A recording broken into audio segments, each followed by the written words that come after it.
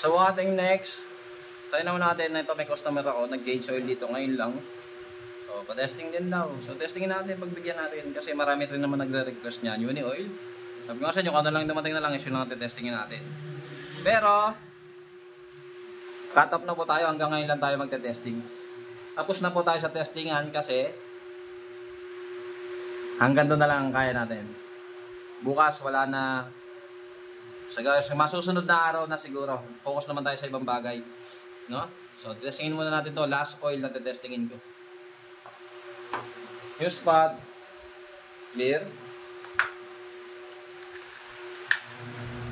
Color, clear.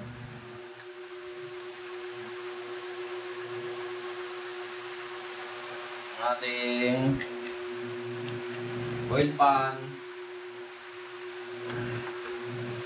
So, ito yung natira niya kanina. Andiyan pa siya sa labas eh. Gusto lang niya madinig kung ano ang kalalabasan ng kanyang oil. Uni oil. Alright guys, ito na yung smoke. Testingin natin. Kabit ko na to. Ito na yung oil mo. Ano, kaka-change oil mo lang eh. Nakabanga ka? Alay mo naman, di ba? Hindi, iba na yung karga dun. Ha? Iba na yung nakakaraga. Iba na? Ito yung pinagpalitan mo? Oo, ano yung palitan? Okay. So, testing natin. Break in. 1, 2, 3, 4, 5. Okay. Oh. Palag.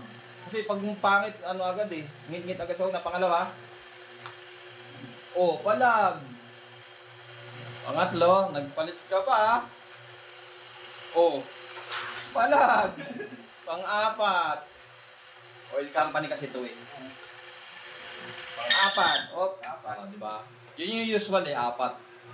Oh, 4 na plate para kay uni oil. Ha? Okay na okay, yan, 4. Oh. Tingnan natin damage. Uni oil. Usual, oh. Pang-apat, siya yung nasa common na ano eh. Common na plate na nako-consume. Yan. Bagya lang. Okay, goods na.